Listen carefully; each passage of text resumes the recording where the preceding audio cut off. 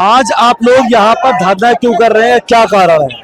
हमारा धरने का मेन कारण ये है कि समाजवादी छात्र सभा का जो प्रोग्राम है वो इसलिए है क्योंकि आए दिन उत्तर प्रदेश में शिक्षा को लेकर के पेपर लीक जैसे बहुत सारी ऐसी अनियमितताएं पाई जा रही हैं, जिससे उत्तर प्रदेश और देश की शिक्षा व्यवस्था लगातार बदहाल होती जा रही है। तो शिक्षा के व्यवस्था को एक आवाज बुलंद करने के लिए हम समाजवादी साथियों ने मिलकर के, जैसे अली विश्वविद्यालय, अली जौहर जो विश्वविद्यालय है उसकी मांग को भी हम लोग बुलंद करने का कार्य करें, क्योंकि भारतीय जनता पार्टी की सरकार उस विश्वविद्यालय को हटाने का कार्य कर रही है। हम लोग ऐसा भी नहीं यूनिवर्सिटी का आप ये शेर चौहान यूनिवर्सिटी का बैनर लिए हुए हैं, क्या बता रहे हैं? कारण है माननीय मुख्यमंत्री जी ने आजम खान की यूनिवर्सिटी को, माननीय आजम खान साहब की यूनिवर्सिटी को गिराने का आदेश दे दिया था। मैं मुरादाबाद के डीएम और एसपी का स्वागत करता हूँ जिन्होंने उन्हें सेफ यूनिवर्सिटी का आदेश दे दिया है।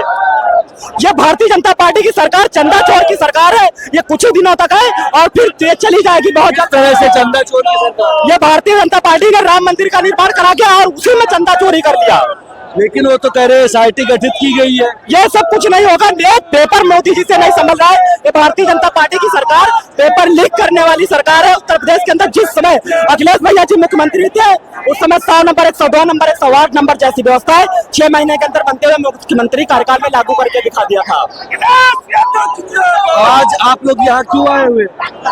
आपको मालूम है कि मोहम्मद जौहर अली विश्वविद्यालय को उत्तर प्रदेश सरकार ने गिराने का जो निर्णय लिया है, हम उसका पुरजोर विरोध करते हैं और योगी को ये चेतावनी देते हैं कि छात्रों का इंकलाब जब निकलेगा तो आपको कुर्सी छोड़नी पड़ेगी। और ये आप तानाशाही रवैया भूल जाइए कि ये छात्रों का मंदिर आप तोड़ने के लिए जो आदेश दिए। केवल जौहर यूनिवर्सिटी आपका मुद्दा है या कोई और मुद्दा? कोई भी विद्यालय विश्वविद्यालय है वो हम सब छात्रों का मुद्दा। जौहर ही क्यों, केवल जौहर विश्वविद्यालय नहीं, हम प्रत्येक विद्यालय के लिए लड़ाई लड़ते हैं, छात्रों की लड़ाई लड़ते हैं। इन चंदा चोरों को, इनको ये छात्र सबक सिखाएगा। ये राम के नाम पर आए थे, इन्होंने राम को भी नहीं छोड़ा था।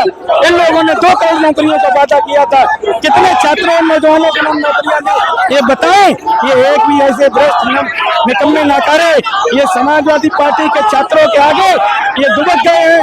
और मैंने चेतावनी, योगी जी कहते हैं कि नकल विहीन परीक्षा हम करा रहे हैं, सारी नकल जो है केवल समाजवादी पार्टी की सरकार में हुआ करती है।